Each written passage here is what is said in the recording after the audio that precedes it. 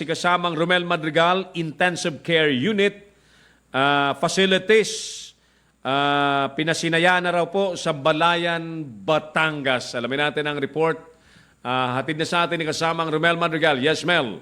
Personal na dinaluhan ni Gobernador Dodo Mantanas ang pagpapasinaya at blessing ng Intensive Care Unit sa Don Manuel Lopez Memorial District Hospital sa bayan ng Balayan sa lalawigan ng Batangas ng naturang pasilidad ay bilang pagtugon sa tumataas na pangailangang medikal ng mga Batanggenyo. Sa kasalukuyan, ang ICU ay pansamantalang tinatawag na Close Monitoring Unit habang iniintay ang pag-inspeksyon ng Department of Health. Inaasahang maging kauna-unahang ICU ito na pangangasiwaan ng pamahalang panlalawigan ng Batangas. Dumalo sa nasabing aktibidad, sina Provincial Health Officer Dr. Rose Saita, DML-MDH Chief of Hospital, Dr. Maureen Villanueva, at anak kalusugan representative Ray Florence Reyes. Samantala, kasabay ng aktibidad, muli ring nagsagawa ng pagpupulong ang mga miyembro ng Provincial Health Board na pinangunahan ni Governor Dodo Mandanas bilang chairperson, katong si Provincial Health Officer Dr. Rose Saita bilang vice chairperson. Tinalakay sa ginanap na pagpupulong ang patuloy na pagsusulong sa mga inisyatibo at programang naglalayo na mabigyan ng libreng pagpapagamot ang mga kababayang Batanggenyo. Kabilang naman sa nakisa sa Health Board meeting sina PhilHealth Regional Vice President Attorney Jerry Ibay, Provincial Treasurer Fortunata Lat, Provincial Budget Officer Vicky Culiat, Provincial Accountant Marites Castillo at mga Chiefs of Hospital ng pamahalang panlalawigan. Mula sa Timog Katagalugan, ako si Romel Madrigal nag-uulat sa DCRJ 10 AM, ang Radyo Bandido TV.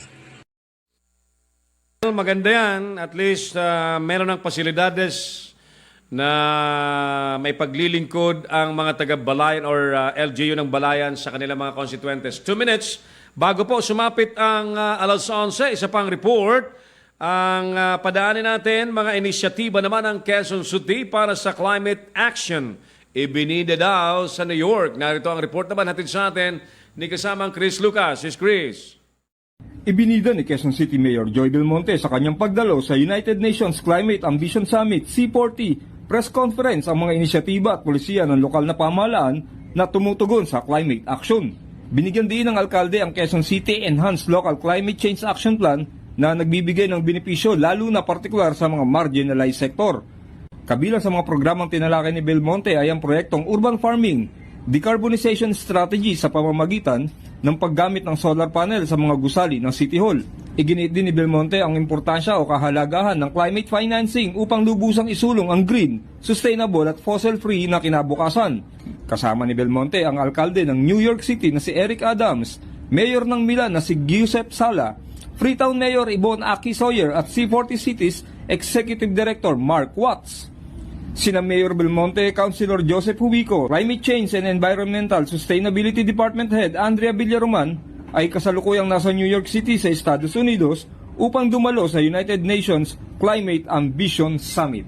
Ako, si Chris Lucas nag-uulat para sa DZRJ 810 AM ang Radyo Bandido TV.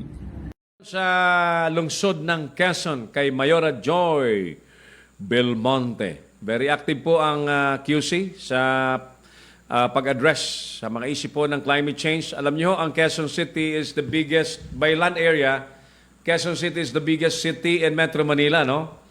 At Quezon City rin yata ang pinakamayaman na ngayon. Dati ang pinakamayaman po ay Makati, tapos nagpalit na yata, naging Quezon City.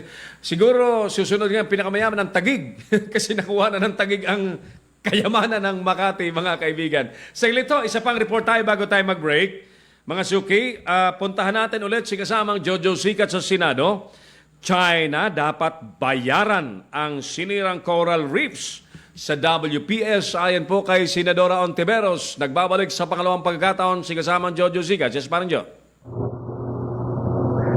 Muling iginit ni Senadora Risa Ontiveros sa gobyerno ng China na dapat bayaran ang mga pinsalang ginawa sa paligid ng West Philippine Sea matapos na kumpirmahin kamakailan ng Philippine Coast Guard na ang pagkasira ng mga coral reef sa Rosal Reef at Escoda Shoal ay posibleng ginawa ng Chinese maritime militia vessels dahil dito nagkain itong si Ontiveros ng Senate Resolution number 804 na kumukundina sa massive coral harvesting at hinimok din ang naangkop na komite ng Senado na magsagawa ng investigasyon ukol dito.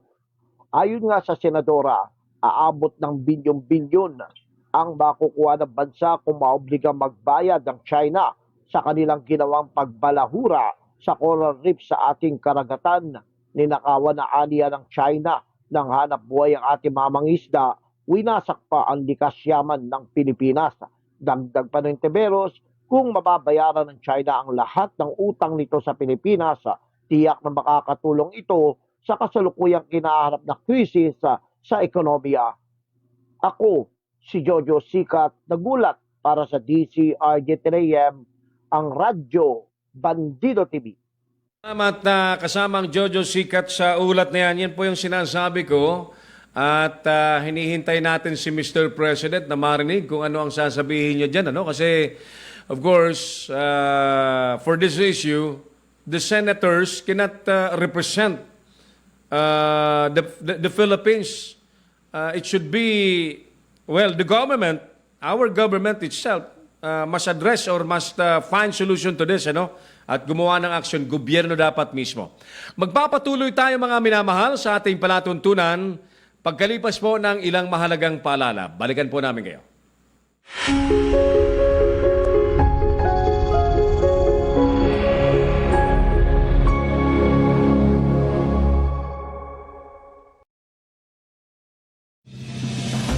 You are watching the multi-awarded Radio Bandido TV on Channel 224 Sky Cable and TV Plus boxes. Simulcast on DZRJ 8:10 a.m. Informing, advising, and entertaining the Filipinos and OFWs around the world. Streaming live on www.facebook.com/DZRJ 8:10 a.m.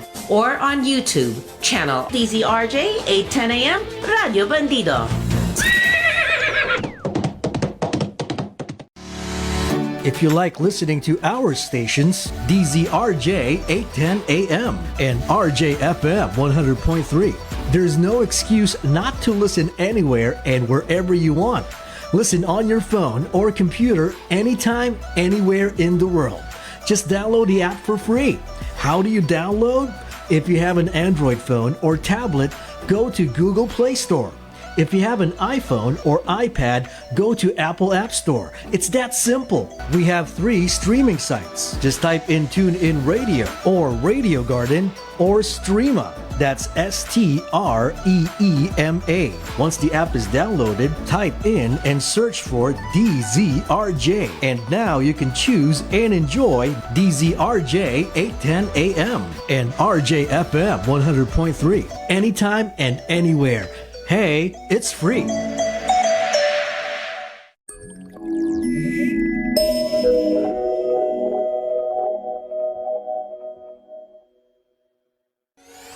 Chit Chat with Double V with host Vivian Velez is a program that breaks down important national concerns, events, and stories, featuring newsmaker interviews and compelling features to add context, clarity, and answer the questions on your mind. Every Sundays from 5 p.m. to 6:30 p.m. on Radio Bandido TV, Channel 224 Sky Cable, TV Plus boxes, GMA Affordabox, Easy Box, and all DTT boxes. Simulcast on DZRJ 810 AM. Seen on Facebook/DZRJ 810 AM and YouTube channel DZRJ 810 AM Radio Bandido.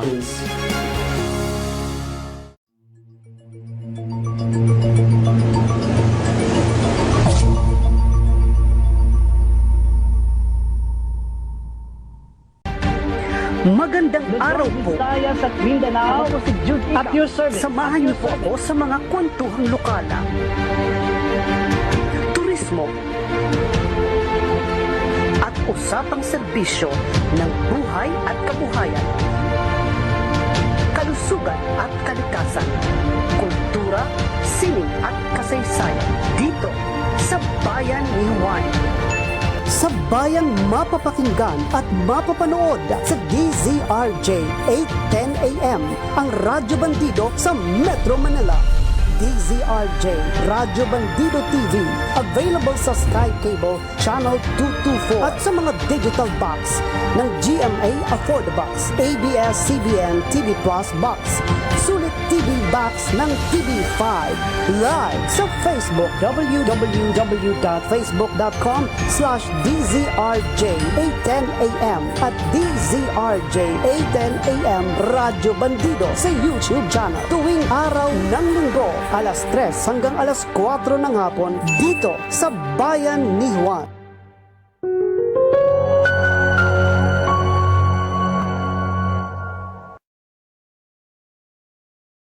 Hi, I'm Barbie Atienza.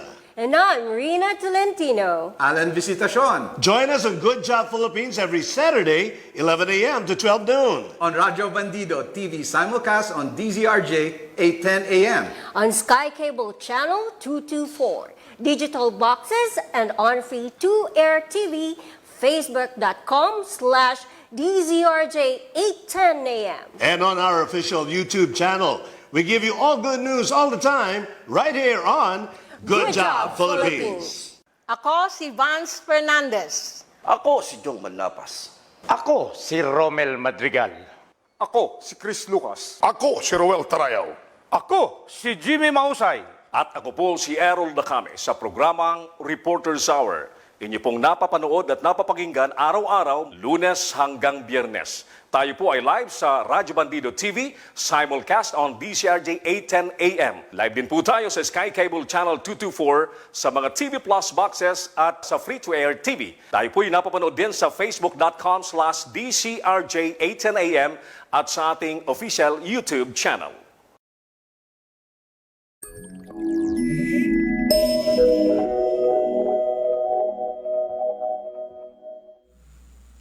Thank you, Engineer Ariel. 8 minuto po, makalipas ng 11 o'clock. Happy lunchtime na po sa mga nagtatanghalian na sa mga oras pong ito. Enjoy your lunch, ano? Sa mga maaga pong nagla-lunch ngayon. Alright, sige. Diretso muna tayo. Tayo muna ay magpatuloy sa mga balitaan natin, ano? Puntahan natin si kasamang Edwin Moreno, pulis at isang sibilyan tiklo sa pangungutong ng 1.5 million pesos na tiklo yata ng CIDG sa Cavite. Alamin natin sa report ni Edwin Moreno. Yes, Edwin. Arestado sa 1.5 million payola ng mga tauhan ng PNP CIDG ang 2 pulis at isang sibilyan makarang reklamo ng umano'y pangungutong sa Bacoor, Cavite. Kinilala ni PNP Chief Police General Binamin Acoda Jr. ang mga nahuli na sina Police Senior Master Sergeant Joselito Bugay, Police Staff Sergeant Dave Gregor Bautista at John Louis De Leon. Ayon kay Acoda, nahuli ang mga sospek kasunod ng kinasang operasyon sa isang gasoline station sa Molino Road, corner Molino Boulevard sa Barangay Molino. Nag-ugat ang operasyon laban sa mga sospek matapos ireklamo ng umano'y pangungutong ng 1.5 milyong piso kada buwan sa mga operator at driver ng tricycle sa Bacoor. Complaints from local transport leaders, the CIDG took swift action and 2 police non-commissioned officers, both assigned in Cavite, and their civilian accomplices were arrested. These individuals stand accused of collecting monthly payments known as payola from tricycle operators, drivers associations, and other transport groups, around 1.5 million per month, with an average of 170,000 per transport group. Ang nasabing halaga ay nagsisilbi umano nga protection money upang hindi mahuli ang mga tricycle. Pinaghahanap naman ang isang Edralin Gawaran na pinuno ng Bacoor Traffic Management Department. Dinala na ang mga suspect sa CIDG Southern Metro Manila District Field Unit Office para sa dokumentasyon at proper disposition. Ulat sa Kampo Krami, ako si Edwin Moreno, nagulat sa DCRJ Tinemang Radyo Bandido TV. Po sinasabi natin sa mga taong ayaw maghanap buhay ng tuwid, ano? Gustong mag-shortcut, makadali, one time, big time, ayan. na one time kayo. Magpasko kayo, magpalamig kayo sa rehas, sa likod ng mga rehas, mga kaibigan. Oy, Pumpiang 11 ang ating oras. Huwag niyong tatayan sa wedding, ha? Wedding na hindi kaya ng PNP na ipatigil. Edwin, pakitanong nga sa PNP, kailan niyo PNP ipatitigil ang illegal na sugal na wedding? Ayaw ng PCSO niya na may wedding sa paligid kasi hindi po nakakatulong ang wedding. Huwag kayong tataya dyan. Samantala, mga kaibigan, 2 tulak naman ang illegal na droga o arestado daw po sa lungsod ng Lucena. Mga kaibigan, narito na ang detalye sa ulat na yan. Hatid na sa atin ni kasamang JR Narit. Yes, JR, magandang tanghali sa inyo dyan. This is RJ. Go ahead, JR. Yes, sir, magandang umaga. Arestado ang 2 tulak na illegal na droga matapos ang ikinasang drug bypass operation na pinagsama-samang puwersa ng mga otoridad sa barangay Dalahican, Lucena City. Ayon sa report, pasado alas 6 ng gabi isinagawa ang operasyon na nagresulta sa pagkakaarsto kina Joseph Joshua Benilla alias Joshua, 27 anyos at kay Hazel Esther Chris Lacson alias Tala na 37 anyos. Sa gitna ng operasyon, nasabat mula sa mga sospek ang mahigit 6 na gramo ng hinihinalang shabu na tinatayang nagkakalaga ng mahigit 125,000 pesos. Nakumpiska rin ng isang coin purse, isang joint 1,000 piso bill at 4 na piraso ng 1,000 piso gold money. Samantala, kasalukuyan ng nasa kustodiya ng mga otoridad ang mga sospek na naharap ngayon sa kasong paglabag sa Republic Act 9165 o Comprehensive Dangerous Drugs Act of 2002. Mula sa Lucena City, lalawigan ng Quezon, ako si JR Narit, nag-uulat sa DCRJ 18AM, ang radyo, Bandido TV. Salamat po, JR. Thank you. Thank you sa balitang yan. Ang kampanya ng PNP laban sa droga ay nagtutuloy naman. Ang kaibahan lamang ngayon, ang pagkakaalam ko, paki-feedbackan niyo po ako, kung talagang winakasana ng PNP yung quota system.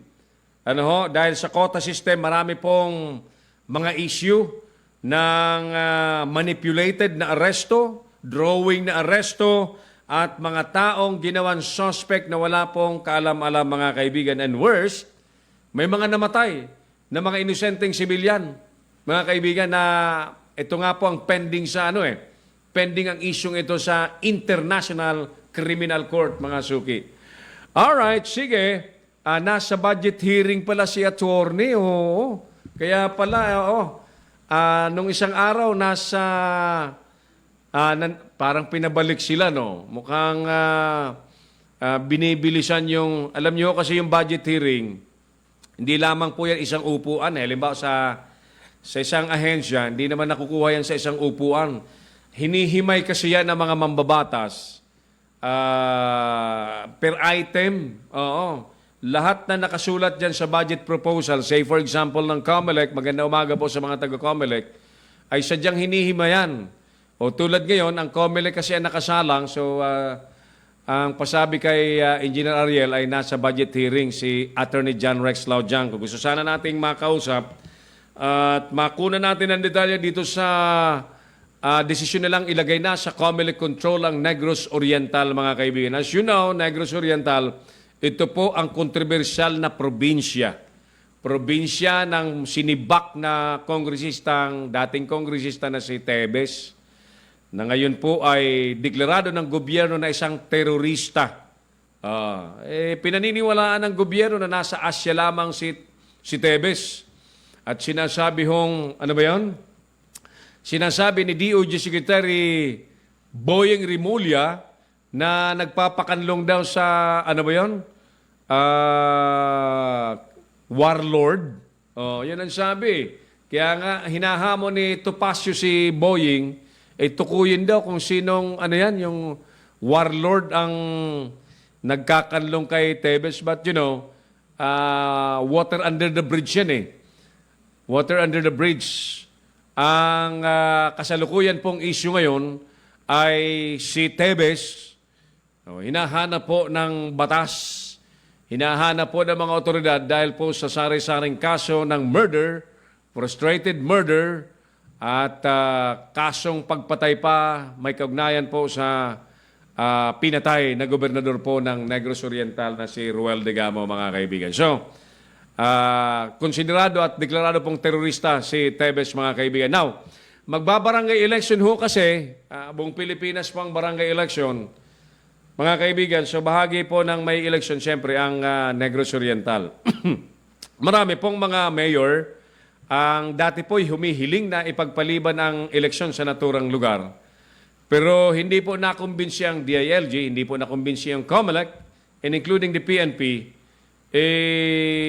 hindi po pinagbigyan. Sa halip, tuloy po ang eleksyon at patutunayan po ng gobyerno na may law and order. Merong kaayusan at kaya pong i-manage ng COMELEC, kaya pong i-manage ng PNP at ng AFP ang katiwasayan sa pagsasagawa po ng eleksyon sa kontrobersyal na probinsya, mga kaibigan, ng Negros Oriental. Ilan na ang napatay na nagbabalak lamang magkapitan o tumakbo sa halalan sa barangay? Several people na, nag-anunsyo lamang na kakandidato sa pagkakapitan.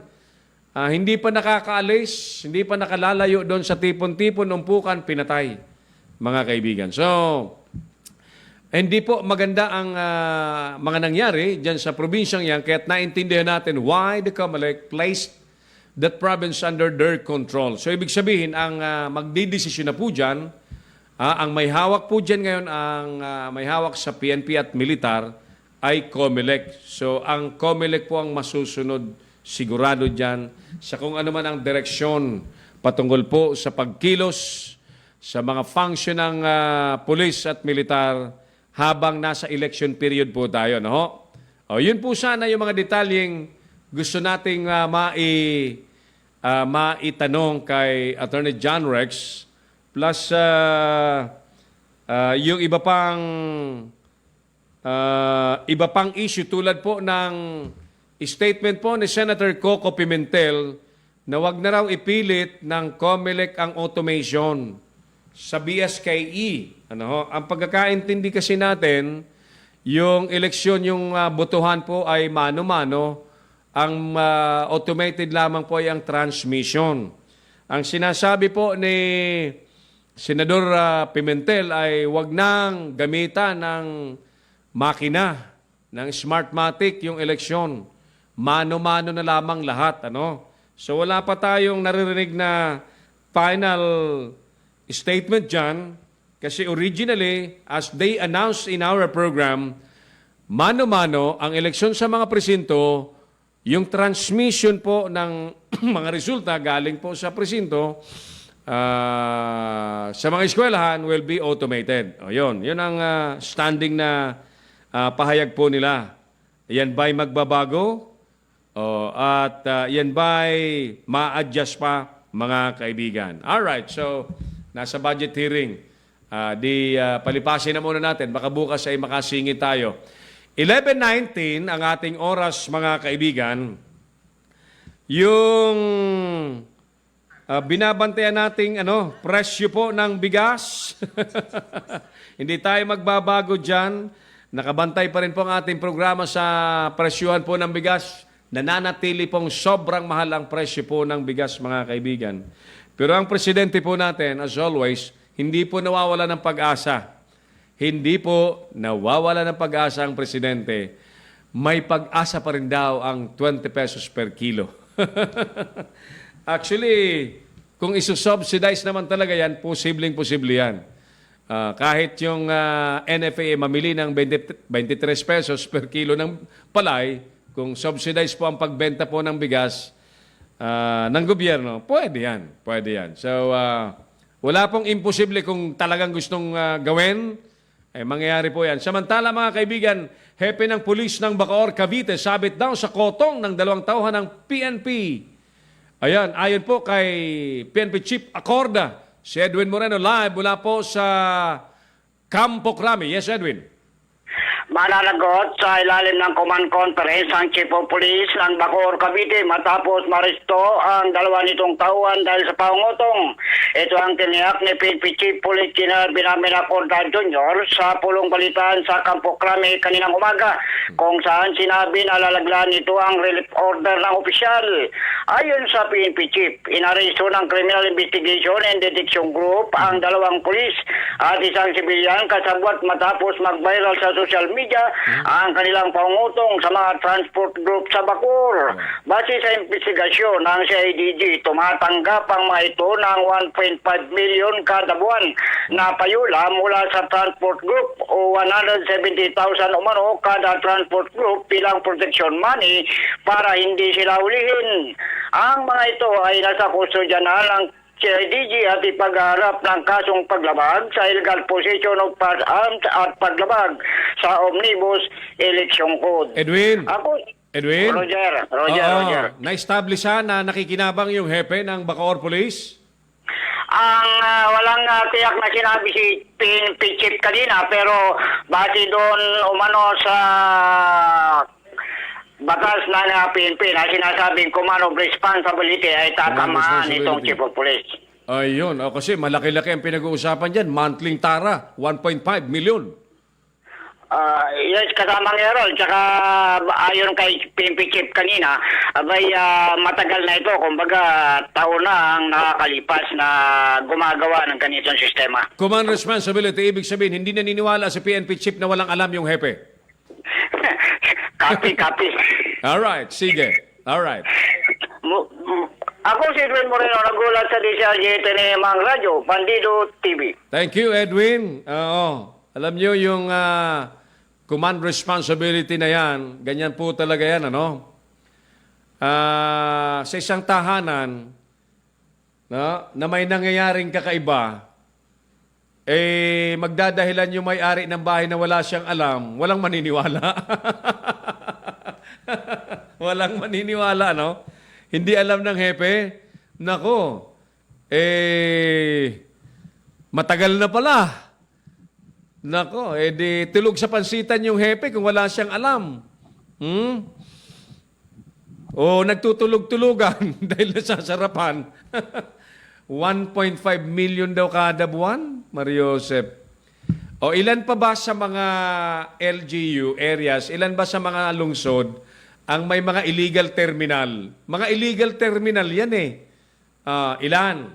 Sige nga, mga nanonood sa atin, ilan sa mga lungsod sa Metro Manila na lamang ang may illegal terminal?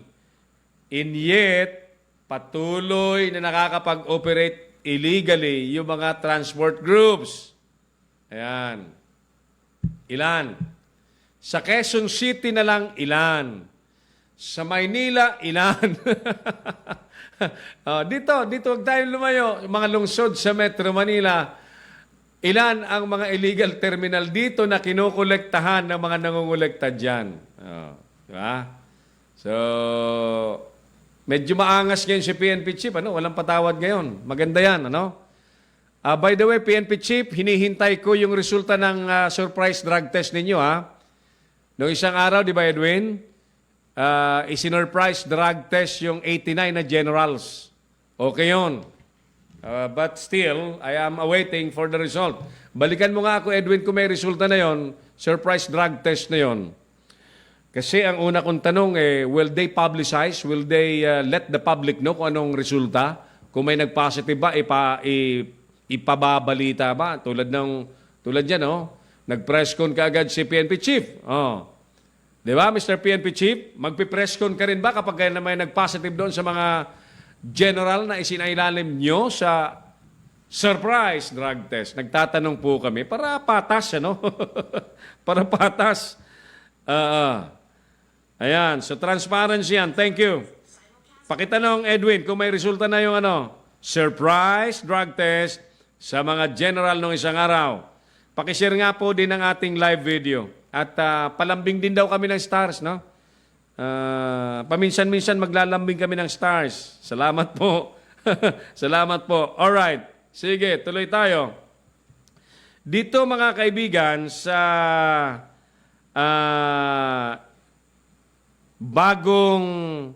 bagong sinet ng ADB na mas mababang economic growth ng Pilipinas, hindi po ito maganda kasi impression po ito eh. Parang nalilimita na tayo kahit anong gawin natin para bagang nandun na yung speculation ng mga economic managers at ng mga bankero, no?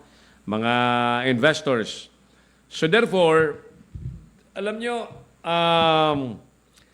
ang anunsyo kasi, lalo pagka negatibo, nagkakaroon ulit agad dyan ng negatibo rin na epekto sa across the industry, no?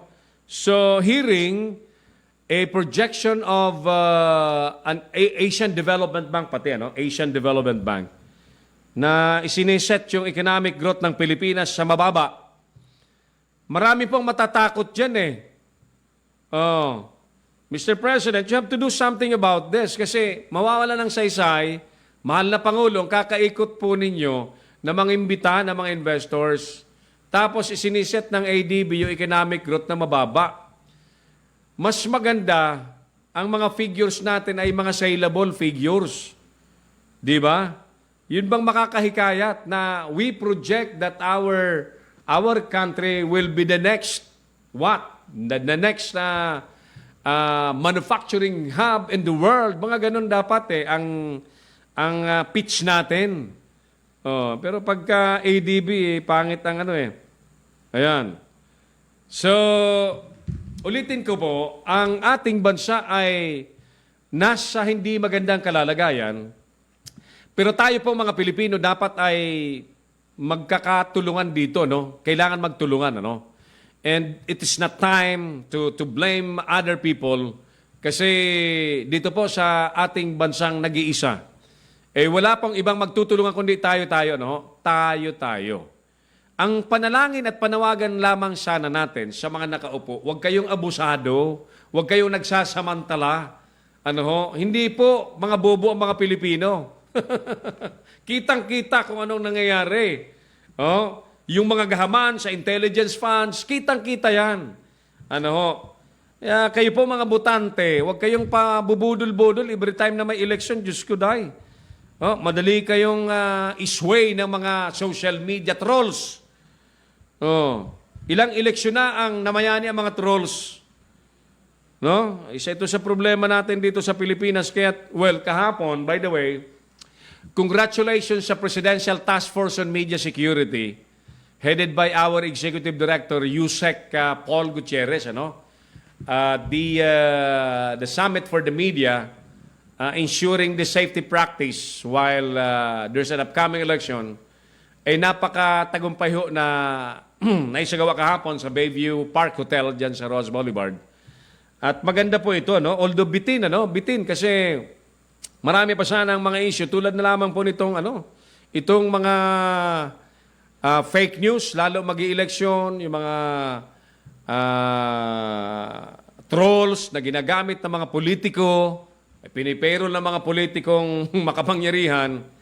These are the realities na dapat ma-address, At it affects, it influences side by side yung media, pati yung media sinisiraan, dinidiscredit ang media at ang ipinalalabas yung mga trolls ang mas kapanipaniwala yung mga trolls nila. Nakailang eleksyon na tayong nadali tayo ng mga trolls. Akala natin mga totoong tao na nag-o-opinion, yung pala mga trolls, automated, robot, nakaprogram sa computer. Isang tao may hawak na 20 computer o kaya mga cellphone, tabi-tabi mga cellphone, nagko-comment. These are realities that we have to address because it affects the consumption of the informations by the people, Akala natin with responsible journalists okay na, hindi Hindi kasi on the side may mga impacto na nag-set up po ng trolls, troll factory that poses to be legitimate accounts sa Facebook. Tapos para ng mga komentarista na akala mo ay mga totoo, yon isa yan sa malaking problema. mga kaibigan. But then again, yung media summit kahapon was very, very successful and it was well-attended summit. I understand meron pong susunod sa Davao. Kahapon, nagkita kami ni Yusek Paul and we'll be meeting tomorrow. Yan, may pag-uusapan kaming mahalaga. Lalo po dito sa kampanya ng gobyerno laban sa fake news. Yung ating tropa kasi sa Philippine Online Broadcasters Association, that is our original advocacy to fight the pandemic of fake news. Kasi bago pa ho mag-COVID-19 pandemic, ay grabe na po ang pandemya ng fake news sa Pilipinas. Mula 2015, dumami po yan towards 2016, nagtuloy-tuloy na po yan, mga kaibigan. Pandemic of misinformation and disinformation, mga kaibigan. Kaya't nalikha po natin yung POBA, hoping that, we can work together and teach our kababayan how to identify the truthful informations that they can consume. At mag-validate po sila ng mga impormasyong nakikita. Hindi lahat, tulad po ng sinasabi ni Captain Michelle kahapon, mga kaibigan, hindi po lahat ng nakikita nyo sa Facebook at sa YouTube, sa social media ay totoo. Ayan. Kaya tayo sa POBA, we are trying our very, very best na makapag-share ng skills and informations how to validate materials we are seeing online para hindi tayo nadadali, hindi lamang po ng fake news, bagkos ng mga scams, mga kaibigan. 32 minutos na po, makalipas ang 11 o'clock, magpapatuloy ang ating programang Reporter's Hour. Ako po si Errol Lacame, sa pangalan pa rin ng aking partner, Mayor Tony Chavez. Babalikan ko po kayo. Salamat po.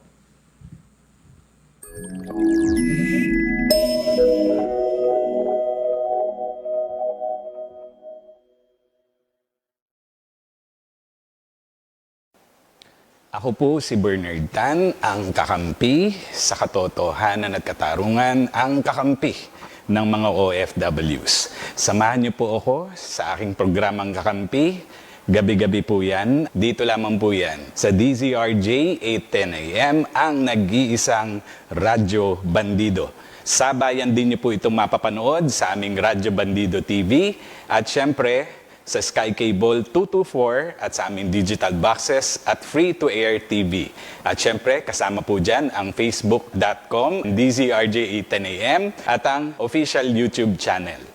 Samahan niyo po ako gabi-gabi at sama-sama po nating labanan ang mali at ipaglaban ang tama.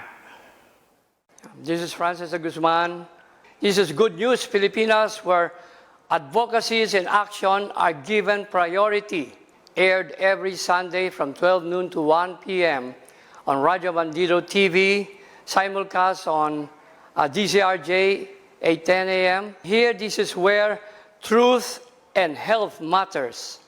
Hi, this is Marlene Craig, and my program is RPM Revolutions per Minute, accelerating your Saturday noontime. It's every 12 noon to 1 p.m. It's on Radyo Bandido TV, simulcast on DZRJ 8:10 a.m. and on Sky Cable 224, and also in your digital boxes and on free-to-air TV.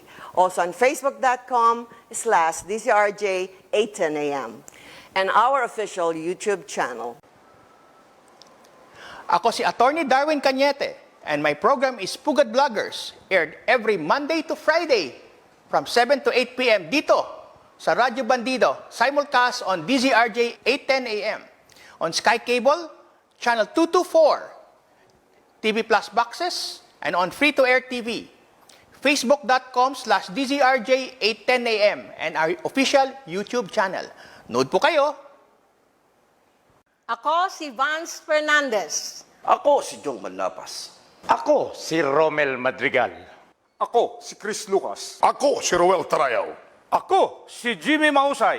At ako po si Errol Lacame sa programang Reporter's Hour. Inyo pong napapanood at napapakinggan araw-araw, Lunes hanggang Biyernes. Tayo po ay live sa Radyo Bandido TV, simulcast on DZRJ 8:10 AM. Live din po tayo sa Sky Cable Channel 224, sa mga TV Plus boxes at sa free-to-air TV. Tayo po ay napapanood din sa Facebook.com/DZRJ 8:10 AM at sa ating official YouTube channel.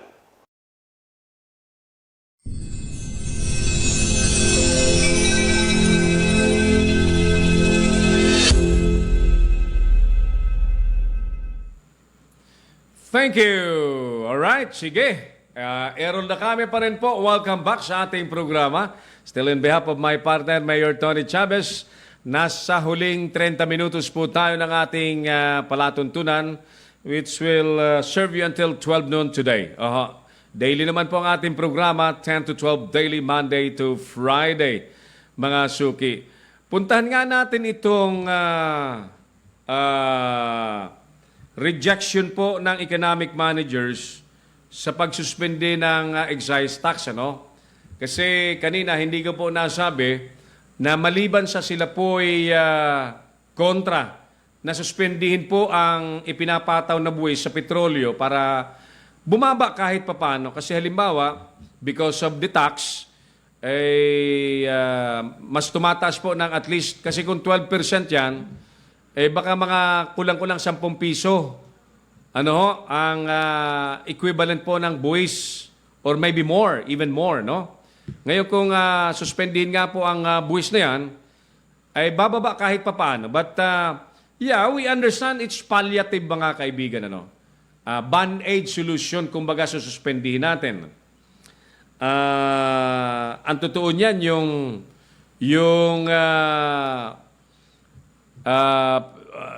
Executive Order number 39, mukhang ideya din po yun ni Speaker Romualdez eh. Tingnan niyo parang sumabit, di ba? Sumabit, no? And until now, mukhang talagang hindi po umubra eh. Yung 41 up to 45, ako nakikita ko sa mga tindahan ngayon,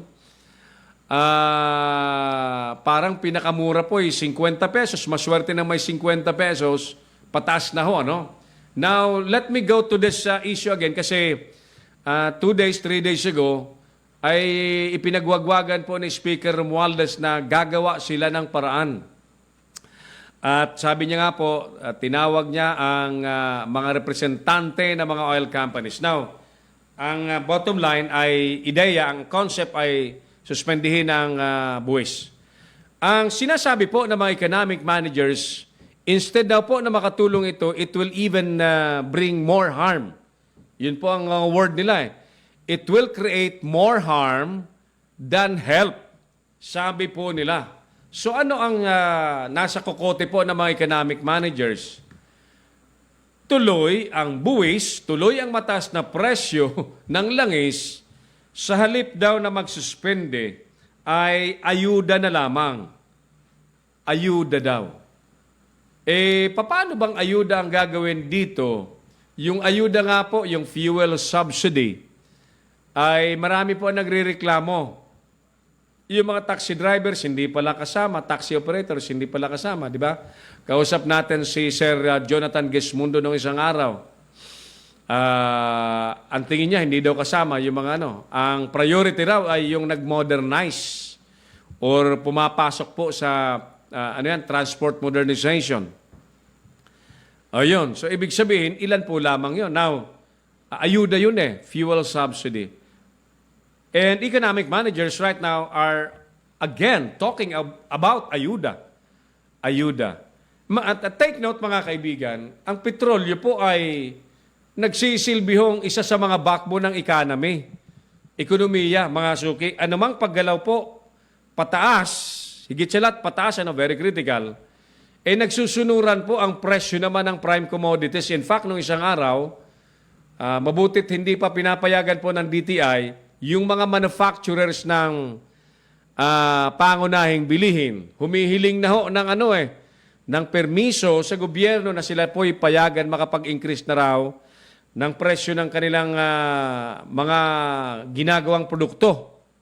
And then, but because of, yun nga, ang tuloy-tuloy na pagtaas po ng langis. So, in short, dito ho sa negatibong epekto ng increase or unabated fuel price increase, hindi lamang po transport sector ang apektado niyan, mga economic managers. Lahat ng Pilipino, apektado po niyan. So, anong pinupunto mo, Sir Errol Dacame? Ang pinupunto ko, if you are talking about ayuda, ang ipantatapat nyo ay ayuda, tanong tanong Mr. President at mga economic managers, lahat ba ng mga pamilyang Pilipino ay aayudahan ninyo? Kasi basically, dito sa patuloy na pagtaas ng langis, presyo po ng langis, lahat ng mga Pilipino po is, suffering. Lahat po ay tinatamaan, mga kaibigan. Directly and indirectly, mga suki. So, ang tanong ko ngayon, lahat bang pamilyang Pilipino ay aayudahan nyo? And how do you do that? Paano nyo gagawin yun? Eto na ba yung bahagi ng plano nyong uutanging 2.4 trillion pesos next year? Jesus Mariosip.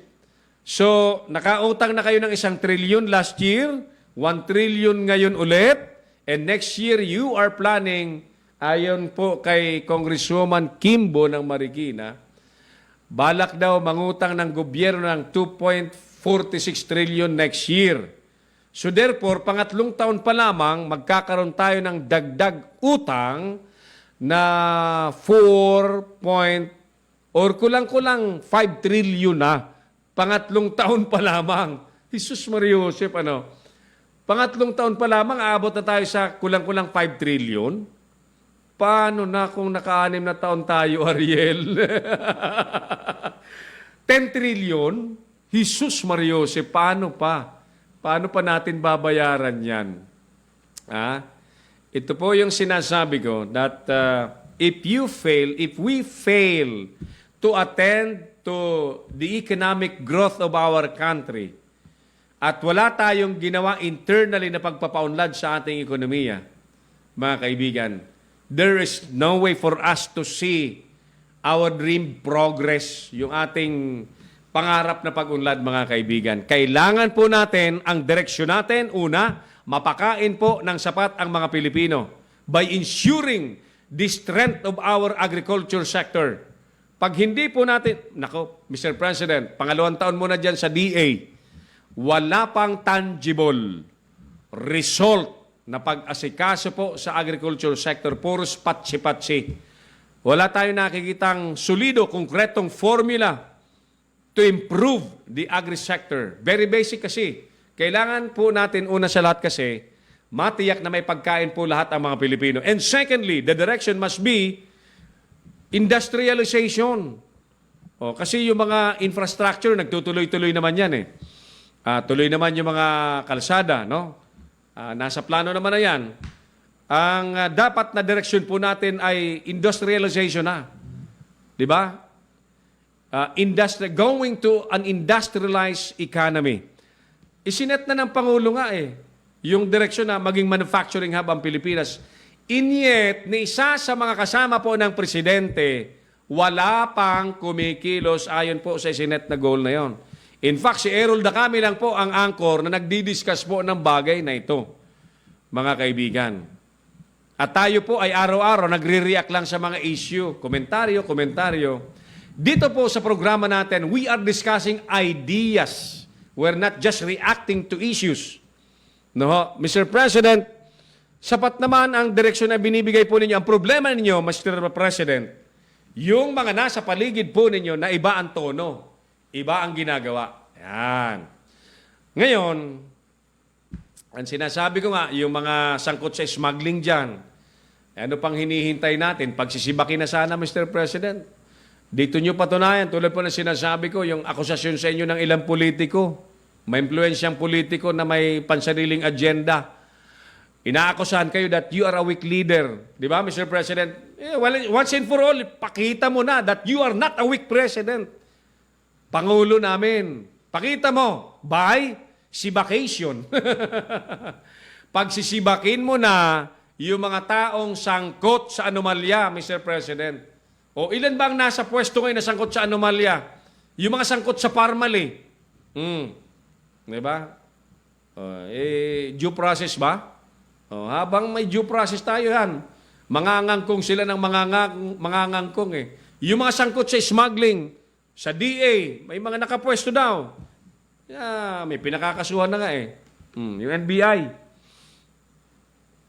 Problema dyan sa mga nasa pwesto, may due process palagi. Pag ordinaryong tao, Kita nyo naman yung mga ano, di ba? Mga operasyon ng pulis. Pag ordinaryong tao, may kaladkad, may sapak, may sipa, may tadyak. Pagka nasa pwesto, due process. Due process, mga kaibigan. So, ito yon, ito yon. That the government must really have one direction. Ulitin ko, hindi po biro ang maging presidente, no? Pero dito po sa atin, as been declaring na tutulungan natin ang presidente by giving realistic feedback para may impormasyon ng ating Pangulo. But at the same time, hindi tayo mangingimi na sabihin kung ano ang mali. Di ba, Mr. President? Kung ano ang mali. Mali na mananatili sa gobyerno pong ito ang mga kurakot. Di ba? Kaya kayo namang taga-ombudsman, kumilos kayo ng tama kasi kayo ang kayo ang katuwang ng lipunan, nalitisin, panagutin yung mga kurakot. Pero kung kayo dyan mismo sa ombudsman ay umaamin na kayo'y kurakot mismo dyan, di ba? Sabi ni Martires ombudsman is corrupted. Paano pa kami aasa na ang kampanya laban sa korupsyon ay magkakatotoo? Trak-trak ang may kaso dyan na nakapwesto, nananahimik, inaamag. Diba? Because of the parking fee. Nagbibigay daw ng parking fee yung may mga kaso dyan para manahimik lang yung kaso. Nandyan lang, inuupuan lang, nagkalumot na lahat. Yung iba patay na. Diba? Basta yung iba talagang silensyo lang. Minsan nga may desisyon na pala hindi inilalabas kasi may parking fee. Hindi po biro yung parking fee ho dyan. What I'm saying is, since we are dreaming to see progress, mangyayari po yan kapag may good governance, mga kaibigan. Pag may maayos at tapat na pamamahala. Yan. Mangyayari po ang tapat na pamamahala kung wala pong kurakot sa paligid. Yan. Sino ba ang kurakot? Well, siyempre, iniimbestigahan yan. Ang problema dyan, may mga kinasuhan. Napakaraming may kaso dyan sa ombudsman na mga politiko. Napakarami dyan. Mga nasa gobyerno, santambak ho ang may mga kaso dyan sa ombudsman. And yet, parang wala lang. Parang wala lang. So, how can we be successful in combating corruption pagka ganyan tayo? Good morning po, sir. Pwede po ulit kami pumunta para makausap ka. Wala po ako dyan. May nagpapatulong kasi. Sa bahay ito. Gusto po namin kayo makausap ulit. May problema ito sa business permit. May problema sa business permit. Anyway, ang mga business permit na ganyan, bahagi po yan ng compliance naman ng mga nagninegosyo. At sana naman yung mga nakokolektang buwis sa mga permits, yun nga po magamit ng tama ng mga namamahala, whether it's LGU or national office, magamit ng tama, hindi po dapat nakukurakot, O yan po, At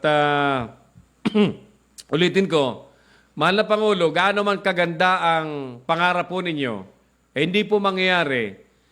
Kung baga sa orkestra, ang makasama po ninyong musikero ay sintonado. Iba ang ginagawa. Iba ang ginagawa.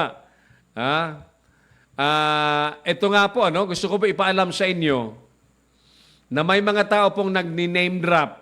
Pangalan ninyo, malakas daw sa inyo. May nagni-name drop. Marami. Ginagamit ang pangalan ni Mrs. Lisa Araneta Marcos. Malakas daw. Naku po, paimbestigahan mo, Mr. President, mga kaibigan. Paimbestigahan niyo, Mr. President. Marami pong nagni-name drop sa pamilya po ninyo. At nagdududa po ako, baka marami ng sindikato dyan na nagkakamal po ng salapi sa pamamagitan po ng pag-name drop po sa apelyedo po ninyo at pamilya po ninyo, Mr. President. Case yung kamag-anak kayo, case yung best friend ninyo, best friend ni First Lady Lisa. Ayun. Bahagi po yan ng korupsyon mga kaibigan. So, dapat yan ay Delikado po pagka automated ang transmission, sabi ni Romel. Oh, yun. Pero anyway, Romel, sa barangay election, alam na kaagad dyan kung sinong panalong kapitan eh. Kaya hindi na yan madaling malaman. Oo, ang madali yata nilang madaya yung mga national election, presidente, vice president, senador, kasi nationwide yung boto eh. Pero pagkakapitan kasi, doon mismo sa eskwelahan, alam na kung sino nanalo. Alam na kaagad. Oo. Mano-mano eh. Ay siyempre, maraming marites at maritsu sa barangay. Uy, panalo si kapitan doon sa ano. Uy, talo si kapitan dito sa presinto. Mabilis pa sa alas 5. So, sa akin, I don't see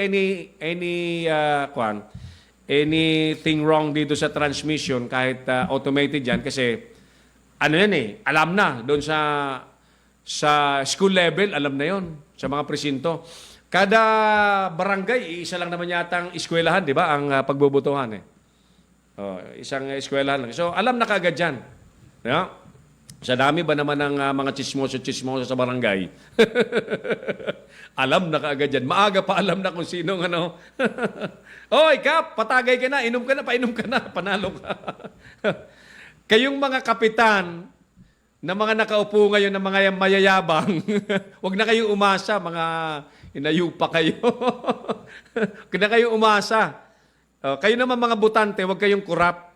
Magbigyan kayo ng 50 pesos 100, kahit balasubas na kapitan, kagawad, iboboto nyo pa eh. Di ba? Huwag nyo naman ibenta ang pagkatao ninyo eh.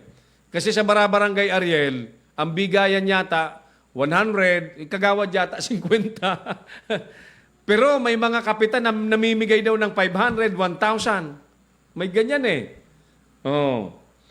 Tapos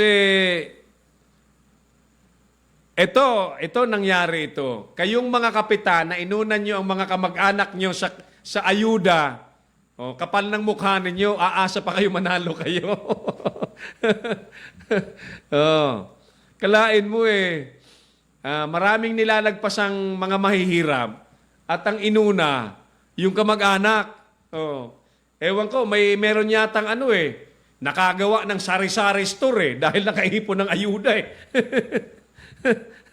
kayo anong karanasan ninyo sa ayudahan na yan, di ba?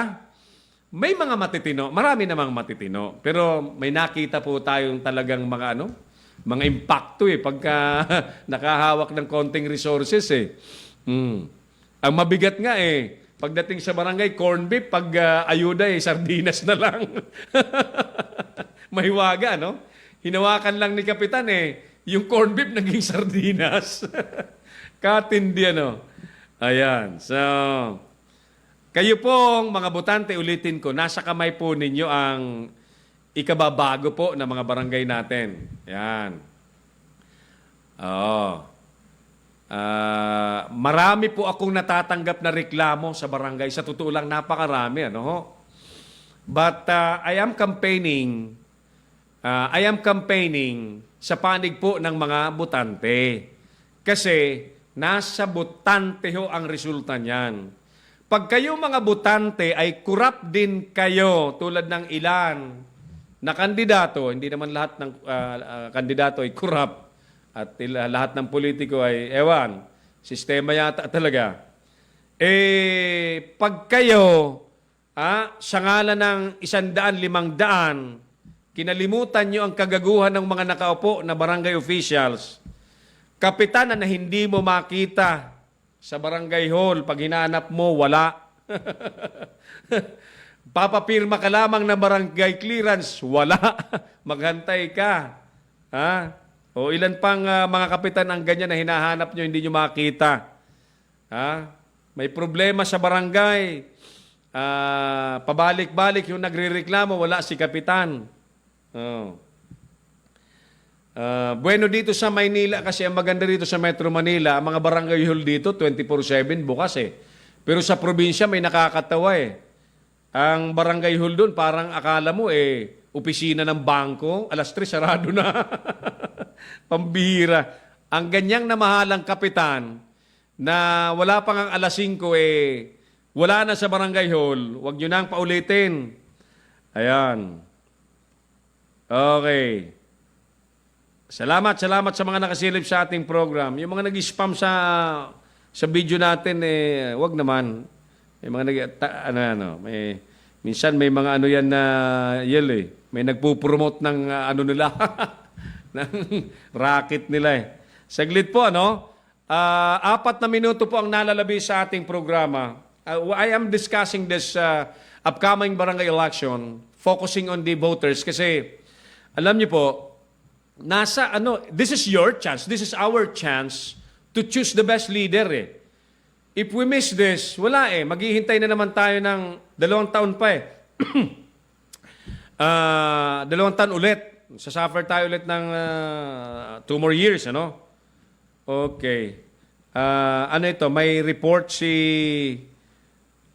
ito na. Ito na yung hinihintay natin. May update yata. Okay. 89 na top-level official po ng PNP negatibo raw sa isinagawang surprise drug test ayon sa forensic group. Si Edwin Moreno sa detalye. Yes, Edwin, yan na ba yung hinihintay nating resulta? Go ahead, please. Roger, kasama ng Aerol, negatibo sa paggamit ng ipinagbabawal na droga ang 89 top-level official na sumailalim sa drug test sa resulta na nilabas ng forensic group kahapon. Matatandang isinagawa ang surprise drug test sa panguna ni PNP Chief Police General Binamin Acorda Jr. sa Command Conference sa Campo Crame. Ang inisyatibo ay bahagi umano ng Command Conference nitong nakalipas na Biyernes na dinaluhan ng 89 na top-level official mula PNP Command Group, Directorial Staff, Regional Directors at National Support Unit Directors. Ayon kay Acorda, mahalaga ang ganitong klase ng drug test sa hanay ng matataas na opisyal ng PNP. Hindi lang upang malaman ang maayos na pangangatawan ng isang commander, kundi upang may pakita ng PNP ang kahalagaan ng kanilang integridad sa pamagitan ng patuloy na paglilinis ng kanilang hanay laban sa mga tiwaling opisyal sa pagkakasangkot sa illegal na droga. Matatandang kamakailan ay nagpositibo ang hepe ng Mandaluyong City Police na sinagawang surprise drug test ng National Capital Region na nagresulta sa pagkasibak nito sa pwesto. Ako si Edwin Moreno, nagulat sa Campo Crame, nagulat sa DCRJ Mang Radyo, Bandido TV. Live mula po sa Crame, si Edwin Moreno. Thank you, Edwin, sa update report na yan. Maliwanag na, Negative yung 89 na Police Generals, top officials ng PNP na isinilalim po sa surprise drug test noong isang araw. Siyempre, surprise yan. Kung may mga isasagawa pang drug test, di naman dapat itanong, Boss, kailan ba niya isusurprise drug test? Hindi na surprise yan pag tinanong natin. So, wag na natin tanungin. Ang maganda lang, ituloy-tuloy yan na sikreto pong biglang magsasagawa po ng drug test sa mga pulis ng magkaalaman. Sana hindi lang po wag lang mga top officials. Lahat dapat. Although alam natin may gastos po yan, kaya lang ganyan talaga, Ganyan po talaga. To ensure the credibility, the integrity, tama yan. To ensure the integrity of the law enforcers, mga kaibigan. How can we expect a genuine campaign against drugs kung yung mga magpapatupad ng batas ay may sanib? Yung pala gumagamit ng droga. So, maigi po itong natitiyak natin na mga law enforcers natin ay hindi po nakasawsaw ang mga kamay sa droga, mga kaibigan. Kapag kami nasasangkot, sibak agad. Hindi lamang basta sibak, tanggal sa pwesto dapat talaga sa serbisyo para magtanda. At sila'y mamasukan na lang sa construction. Malaman nila na ang sinayang po nila ay napakagandang opportunity. They're just wasting the chance to be of service to the Filipino people. Salamat po. Mga kaibigan, 12:00 na po ng katanghalian. We thank you so much, Engineer Ariel, ang ating co-pilot. Salamat ng marami. At sa ating mga kasama po sa news group, thank you sa mga nagulat sa atin. Salamat po sa ating mga tagapanood, tagapakinig. Kayo po ang dahilan kung bakit kami po ay inspirado po lagi na magprograma at maglingkod sa sambayan ng Pilipino araw-araw. Thank you so much. Salamat po in behalf of my partner, Mayor Tony Chavez. Thank you. Errol Dacame po. Happy lunchtime, everyone. The views and comments of the hosts and guests are not necessarily those of the station.